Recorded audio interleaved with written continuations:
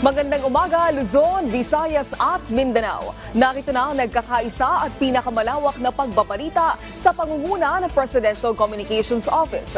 Kabilang ang PTV, Presidential Broadcast Service, Philippine Information Agency, Philippine News Agency at IBC. Tutok na sa mga balita mula sa iba't ibang bahagi ng bansa. Ito ang Balitang Pambansa. Ngayong umaga sa Balitang Pambansa, Pangulong Ferdinand R. Marcos Jr. nagpaalala sa mga municipal mayor na huwag kalimutan ang pagsisilbi sa bayan kahit panahon na ng kampanya. Trilateral agreement ng Japan, Amerika at Pilipinas mahalaga ayon kay Philippine Ambassador to the United States Jose Manuel Romualdez. Embahada ng Pilipinas at Philam Groups handang tulungan ang mga Pilipinong kailangan ng tulong sa Amerika. First Lady Luis Araneta Marcos dumalo sa World Government Summit sa United Arab Emirates. Ilang proyekto gaya ng Lab for All program ibinida. Kagandahan ng Ilog Pasig gustong maibalik ng gobyerno sa pamamagitan ng rehabilitasyon at pagtutulungan ng gobyerno at pribadong sektor. At Department of Agriculture at Department of Trade and Industry nag-inspeksyon sa presyo ng bigas at karne sa Commonwealth, Quezon City. Sa detalye ng mga balita, hinikayat ni Pangulong Ferdinand R. Marcos Jr. ang mga municipal mayors na huwag kalimutan ang pagsisilbi sa bayan sa gitna ng panahon ng pangangampanya. Samantala, nangako naman si Pangulong Marcos Jr. sa mabilis na pagtulong sa mga komunidad sa tulong ng digitalization. Si Clazel Pardilla ng PTV sa Balitang Pambansa. Kapag eleksyon ang pinag-uusapan, ayon kay Pangulong Ferdinand R. Marcos Jr., sa lokal at barangay, pinakamainit ang labanan. Ang pinakamainit na eleksyon ay linalaban sa local government. Sa matter of fact, palagay ko, siguro mag-agree kayo sa mga mayor kayo, nakikita ninyo ito. Ang pinakamainit na eleksyon ay barangay. Yun ang dahil puro magkakilala, puro magkakamag-anak. Kaya't nagkakapersonalan. Bago dumating ang ika-28 ng Marso o simula ng kampanya para sa mga kumakandidato sa mga probinsya, lungsod at barangay, paalala ni Pangulong Marcos. Sa init ng kampanya, sa init ng halalan, huwag natin kakalimutan na tayo ay nandito, tayo ay pumasok sa serbisyo ng publiko upang tulungan ang taong bayan. Higit 1,600 alkalde sa mga syudad at munisipalidad ang iluluklok sa darating na midterm election. Bago matapos ang termino ng mga nasa posisyon, sabi ni Pangulong Marcos sa dinaluhang taunang pagtitipon ng League of Municipalities of the Philippines. Isang tanong lamang ang mahalaga. Mas maginhawa ba ang buhay ng mga Pilipino dahil sa ating mga ginawa? Kung ang sagot ay oo, alam natin, nagampanan natin ang ating tungkulin. And whatever path you choose after this, whether you seek another mandate or move on to a new chapter in your lives, I trust that you will embrace the same grit, passion, and commitment to service. Siniguro ni Pangulong Marcos ang patuloy na pagtulong sa mga lokal na pamahalaan para makapaghatid ng maayos at dekalidad na serbisyo publiko. Kabilang ang implementasyon ng Electronic Business One-Stop Shop. Noong nakaraang taon, higit 100 LGU ang nakasunod sa e-boss. 1,200 naman ang sinimula ng automation sa kanilang mga transaksyon. Naipatupad din ang bagong electronic procurement system at isinasa publiko na ang mga binibiling produkto at serbisyo na hindi lamang nagpapabilis sa proseso, kundi nakatutulong sa paglaban sa korupsyon. Ay kailangan natin na magamit ang pinakamagagandang teknolohiya upang maging mas maganda ang serbisyo nating ibinibigay sa tao. Ito ay makakatulong para maging mas mabilis, mas maginhawa, at mas accountable lahat ng ating mga ginagawa para sa taong bayan. Mula sa PTV Manila, Clazel Pardilla, Balitang Pambansa. Ikalawang kampanya ng administration senatorial candidates muling sasamahan ni Pangulong Ferdinand R. Marcos Jr. Pambato ng administrasyon sa Senado sa Iloilo ang punta ngayong araw. Si Alvin Baltazar na Radyo Pilipinas sa Balitang Pambansa.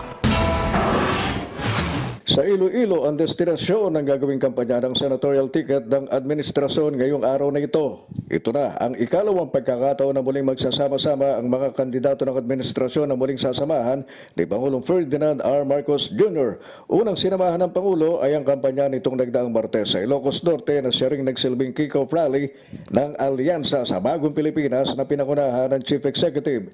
Sa nabanggit na rally ay ibinida ni Pangulong Marcos ang lineup ng administrasyon para sa darating na eleksyon sa buwan ng Mayo na anyay maipagmamalaki at buo ang loob para ipaglaban ang kapakanan ng bawat Pilipino at ng buong Pilipinas.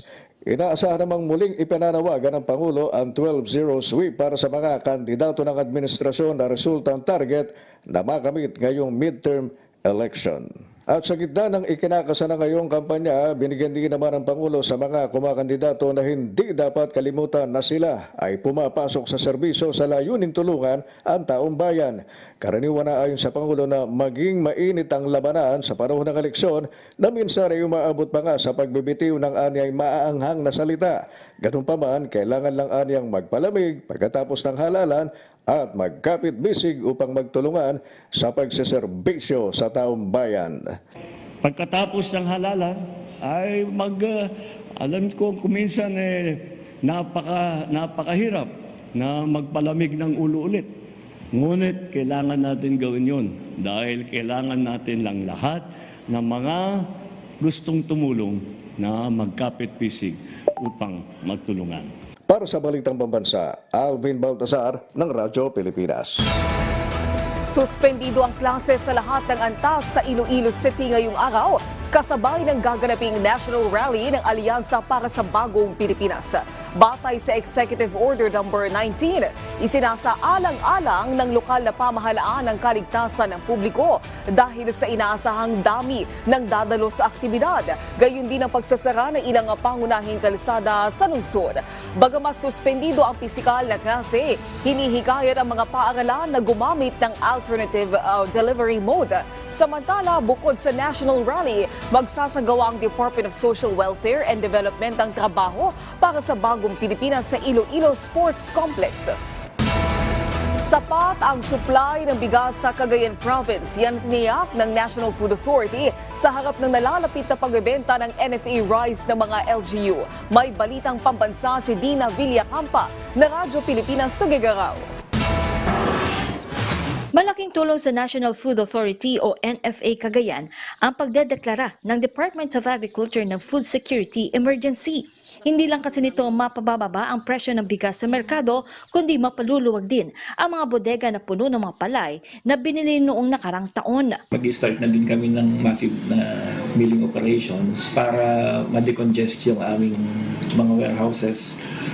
Kasi puro palay yung laman. Pag namil ito, magiging bigas, mas kukonti na. At para matiyak na mananatiling sapat ang supply na bigas sa Metro Manila, sisimulan na ng NFA na gilingan ng mga binili nitong palay sa darating na Marso. Pero ang tanong, hindi naman kaya magkulang ang supply ng bigas sa Cagayan kayong magpapadala ng bigas sa NCR at deklarasyon ng Food Security Emergency?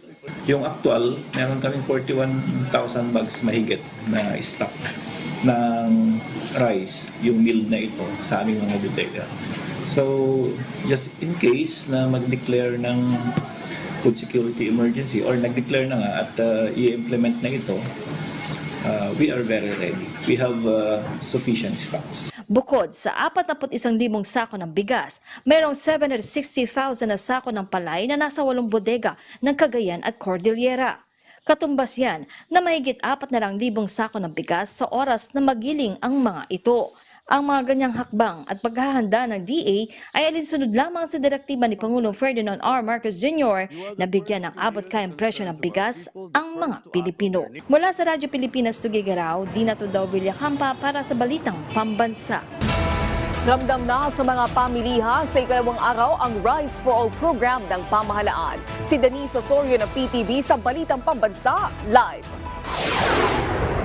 Ngayong ikalawang araw na ngayon ng pagpapababa ng presyo ng bigas sa mga palengke na sa ilalim ng Rice for All program.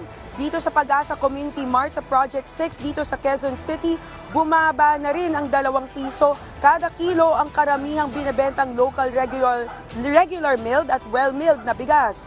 Ayon sa mga may-ari ng bigasan, basta pasok sa puhunan nila noong nabili nila ang kanilang supply, masusunod nila ang pagpapababa ng presyo. Sa price monitoring ng DA, nasa 38 hanggang 45 pesos per kilo ang pinakamurang local na bigas o ang regular milled.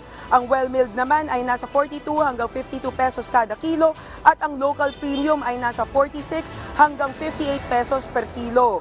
Pero pagdating sa imported na bigas, kalimitan, nahihirapan silang maibaba ng 55 pesos kada kilo dahil din sa mataas ang pagbili ng supply nila noon.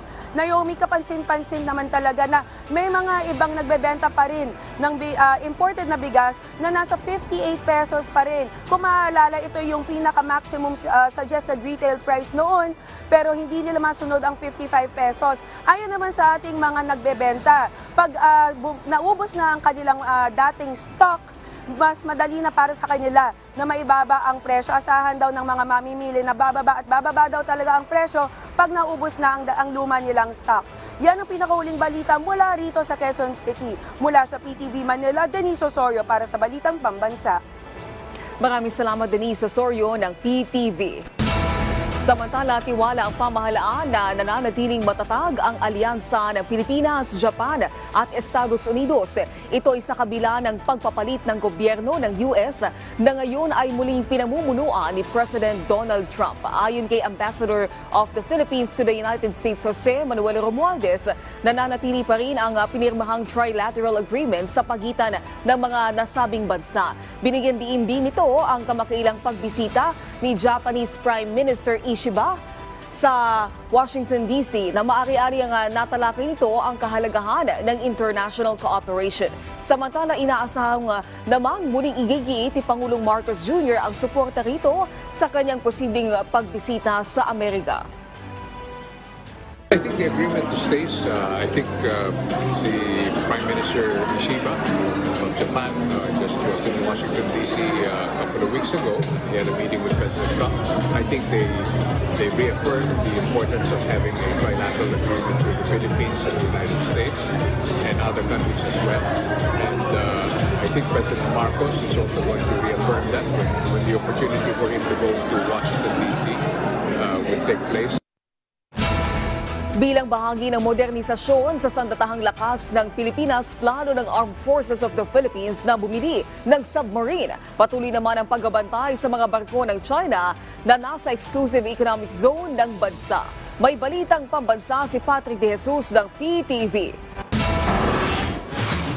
Sa harap ng patuloy na pagpapabuti ng depensa ng bansa ay ang modernisasyon sa kagamitan ng sandatahang lakas. Ayon kay AFP Chief of Staff General Romeo Browner Jr., hindi pa rin nawawala sa plano ang pagbili ng submarine sa ilalim ng AFP Modernization Program Horizon 3. Hopefully, it's a dream for us to get at least 2 submarines.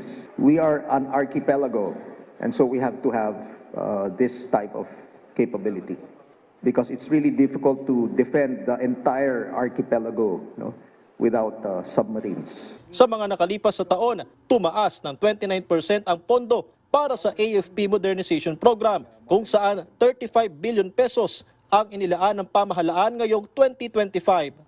Aminado si General Browner na hindi pa ito sapat, lalo't may mga binabayaran din na multi-year contracts sa mga naunang binili na kagamitan. Pero ginagawan niya ng paraan para magkaroon ng karagdagang pondo sa tulong ng local at foreign financing. In fact, we have had some offers already. So pinag-aaralan po natin yung legality nito. But sa lahat po ng tulong na pwedeng maibigay sa AFP, sa Philippine Coast Guard at sa iba pang ahensya ng gobyerno that are involved in securing our territory and our sovereign rights, these are all welcome to us. Ngayong taon, inaasahan ang delivery ng 2 bagong corvette mula South Korea, kabilang ang BRP Miguel Malvar na darating sa Marso. Mayroon ding bagong landing dock ships at 6 na offshore patrol vessels. Samantala, patuloy na tinatapatan ng Philippine Coast Guard ang mga barko ng China na nasa exclusive economic zone ng Pilipinas. Kabilang narito ang Chinese research vessel na Lanhai 101 na unang na-detect sa loob ng archipelagic waters ng bansa at huling namataan sa bahagi ng Babuyan Islands pabalik ng China. Bagamat nagpaalam noon ang nasabing research vessel na ang kanilang pagdaan ay dahil sa masamang kondisyon ng dagat sa kanlurang bahagi ng Palawan, may napansing kahina-hinala ang PCG sa paglalayag nito kung saan nagpatay ito ng automatic identification system o transponder. It keeps on entering the contiguous zone natin. No? Minimaintain niya yung 23, 24, 25 nautical miles off the coast of our coastline. So, although BRP Cabra keeps on pushing her further away from our contiguous zone, and yet insisting pa rin siyang pumasok. Binabantayan naman ngayon ng BRP Cabra at China Coast Guard 3304 na lumapit ng 43 nautical miles mula sa Pangasinan. Sa Bajo de Masinloc, 4 na barko pa ng China Coast Guard ang nananatili at pinakabagong dumating dito ang CCG 5303 habang naroon pa rin ang The Monster Ship. Sa kabila nito, tiniyak ng PCG na may sapat na kakayahan ng bansa para bantayan kung magkaroon ng tangkang reclamation sa Scarborough Shoal na isa sa itinuturing na red line ng gobyerno. Yan ang priority ng ating mga lipad, no? Ng ating aircraft and also the intelligence gathering ng ating Philippine Coast Guard. To make sure that the Chinese government are not carrying out illegal reclamation in Bajo de Masinloc. So far, we can say na the Chinese government are not doing reclamation in Bajo de Masinloc. Idinaos naman ngayong Miyerkules ang ikapitong multilateral maritime cooperative activity sa pagitan ng Pilipinas, Canada at Amerika sa West Philippine Sea. Kalahok ang naval at air force units ng mga nasabing bansa. Mula sa People's Television Network, Patrick De Jesus para sa Balitang Pambansa. Tiniyak ng gobyerno na patuloy na ginagawa nila ng paraan para bigyan ng tulong ang mga undocumented Filipinos sa Estados Unidos, partikular na sa mga usaping legalidad. Matatandaan na nitong nakaraang buwan na pabalita ang posibleng pagpapauwi sa mga Pilipinong iligal na naninirahan sa US. Ayon kay Philippine Ambassador Jose Manuel Romualdez, may mga PhilAm lawyers at grupo ang nagboluntaryong magbigay ng free legal assistance sa mga walang kakayanang magbayad.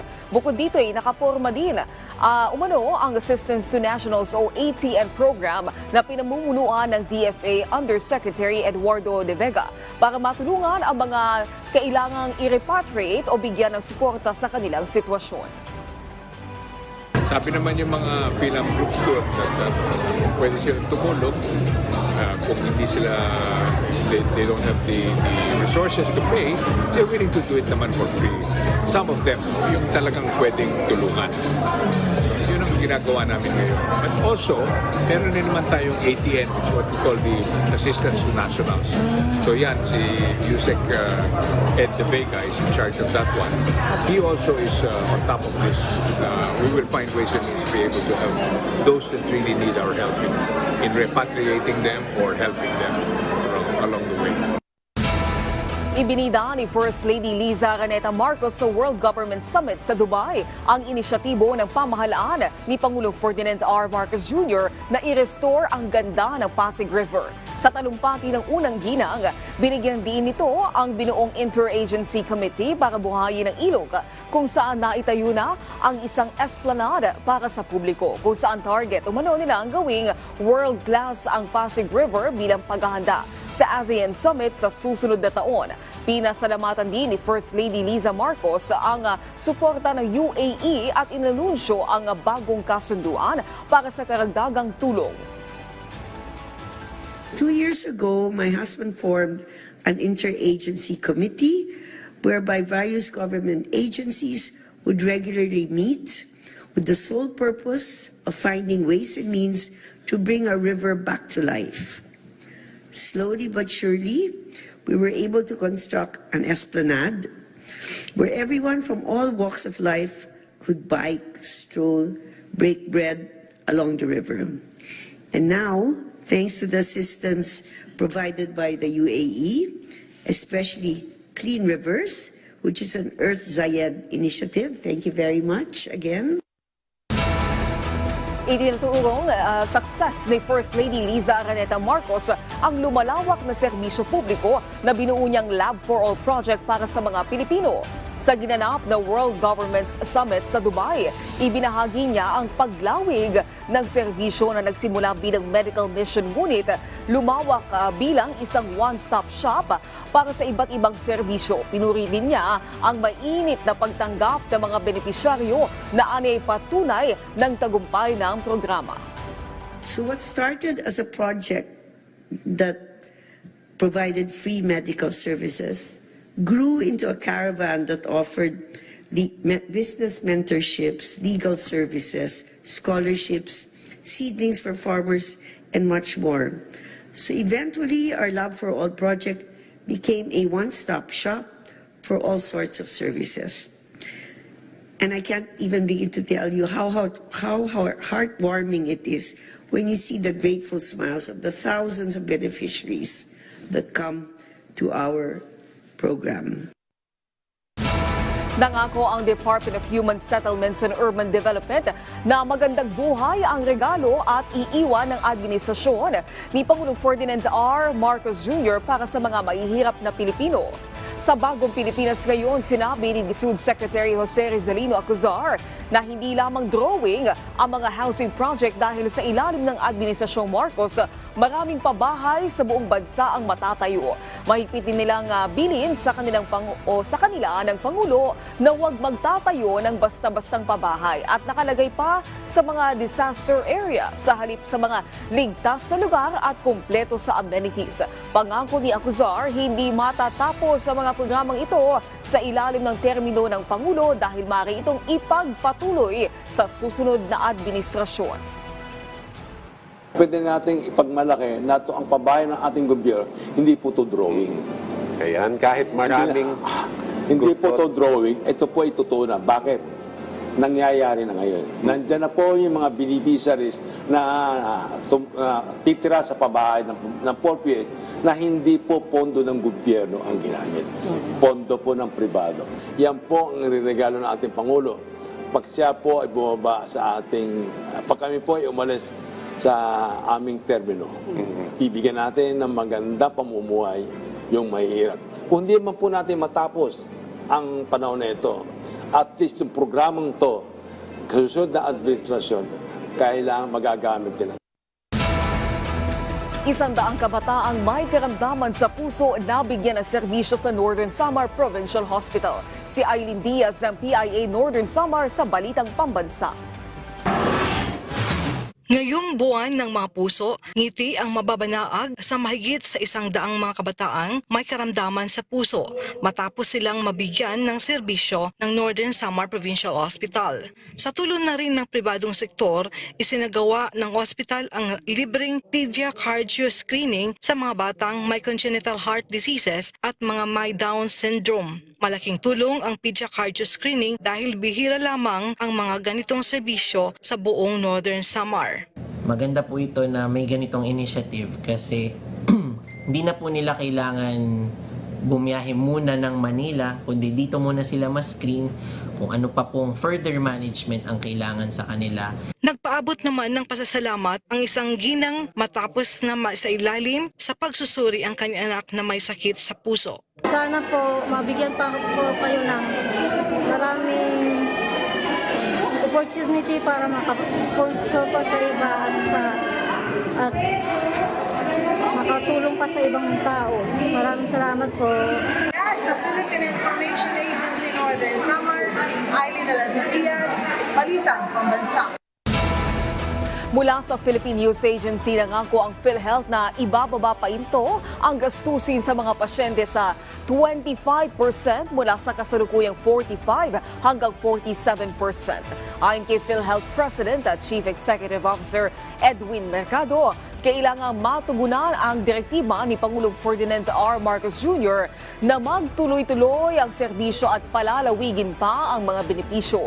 Sinabi ni Mercado na bibigyan niya ng prioridad ang computerization at digitalization sa pamamagitan ng paggamit ng makabagong teknolohiya upang mapabilis ang proseso sa mga dokumento. February 4 nang manumpa si Mercado bilang bagong opisyal ng PhilHealth. Mas maraming oportunidad na trabaho para sa mga OFWs ang tinututukan ngayon ng Department of Migrant Workers o DMW sa bansang United Arab Emirates UAE. Sa ginanap na World Government Summit 2025 gayon sa Dubai, UAE, hinikayat nila ang foreign workers na magtrabaho sa kanilang bansa para suportahan ang 2025 growth and development plans nito. Siniguro naman ni DMW Secretary Hans Leo Kakdak ang kanilang commitment sa pagpapadala sa ibang bansa ng mga manggagawang Pinoy habang tinitiyak ang proteksyon at kapakanan ng mga OFW. Matatandaan na noong 2024 ni-renew ng DMW at UAE ang kanilang bilateral agreement para sa tuloy-tuloy na kooperasyon ng UAE sa bagong bukas na trabaho, ethical standards sa trabaho at proteksyon ng mga manggagawang Pilipino. Sumailalim sa orientation hinggil sa online sexual abuse and exploitation of children ang mga 4-piece beneficiary sa Iligan City. Layunin nito na matuldukan na ang pang-aabuso sa mga kabataan. Si Sharif Timhar ng Radyo Pilipinas Iligan para sa Balitang Pambansa. Sa Barangay Tambakan sa Iligan City, napagpasyahan ng lokal na pamahalaan na magsagawa ng orientation para sa mas ligtas na paggamit ng internet. Pawang mga benepisyaryo ng 4-piece o Pantawid Pamilyang Pilipino program ng barangay ang mga participants kung saan tinalakay ang Cybercrime Prevention Act of 2012. Dito kasi naitala ng Justice Sector Coordinating Council na kinabibilangan ng Supreme Court, Justice Department at Department of the Interior and Local Government ang unang kaso ng online sexual abuse and exploitation of children. Some of our perpetrators are 4-piece members. We targeted the 4-piece beneficiaries o Barangay Tambakan. Kay the first case na na-rescue sa Iligan is from Barangay Tambakan. Ikinalugod naman ng mga 4-piece beneficiary ang whole of government approach sa paglikha ng mas ligtas na digital space para sa mga bata. Nagpasalamat dako sa mga judges, kapulisan, ingon man sa mga media sa kahigayunan nga gihatag ko karon dadon ko ni ubalono na ko dili lang sa akong mga anak, sa akong mga apo. Bisan sa akong mga silingan nga wala naka-attend karon panahona. Salamat kaayo ako ni i-share sa uban. Patunay ito na patuloy ang mga ahensya ng pamahalaan sa ilalim ng administrasyon ni Pangulong Ferdinand R. Marcos Jr. sa pagsugpo sa mga kaso ng OSAEC at Child Sexual Abuse or Exploitation Materials o CSAM sa bansa. Mula sa PBS Radyo Pilipinas Iligan, ito si Sharif Timhar para sa Balitang Pambansa.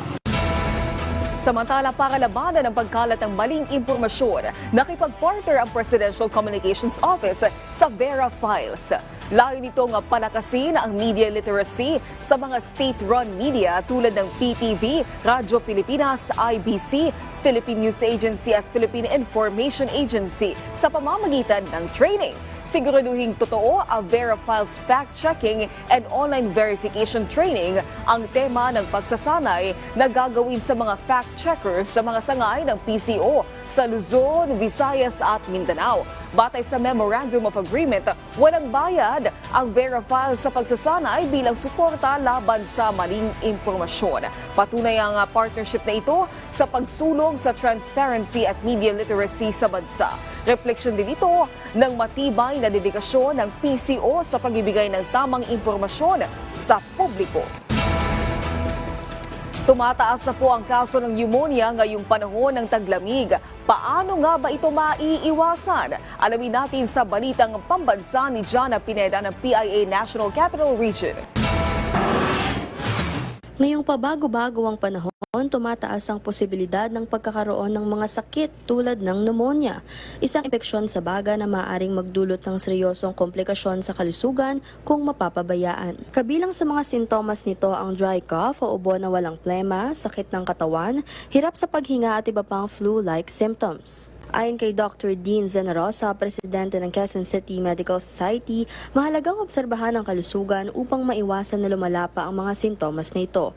Payo niya, mabuti na magpatingin agad sa doktor kung lagpas na sa 3 araw ang pagkakaroon ng ubo, sipon at lagnat. May ilang mga mahalagang payo rin ito upang maiwasan ang pagkakaroon ng sakit na maaaring magdulot ng pneumonia, lalo na ngayong malamig na panahon. Since malamig, magsuot ng angkop na pananamit pag nasa loob ng opisina, hindi natin maiiwasan minsan nakatodo yung aircon, malamig na nga sa labas, malamig pa sa loob. So, take extra precaution. Tapos, huwag rin tayong pupunta sa mga crowded areas dahil nga alam natin madaming may sipon ngayon, or if ever pupunta ka, wear yung mga appropriate PPEs mo, no? Mag-mask ka, and then avoid touching your face and nose kasi nga kung saan ka humawak, pwede mag-transfer ka ng virus na pwedeng boil over papuntang pneumonia. Tapos, ang pinakamabuti niyan ay magpabakuna rin. Ayon sa Pag-asa, posibleng maranasan ng malamig na panahon hanggang Marso ngayong taon. Kaya naman pinapaalalahanan ng lahat na mag-ingat laban sa mga sakit na karaniwang tumatama tuwing ganitong panahon. Mula sa Philippine Information Agency National Capital Region, Jana Pineda, Balitang Pambansa.